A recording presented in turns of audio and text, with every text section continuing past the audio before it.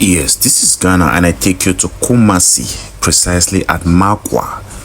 Maakro is in the Ashanti region.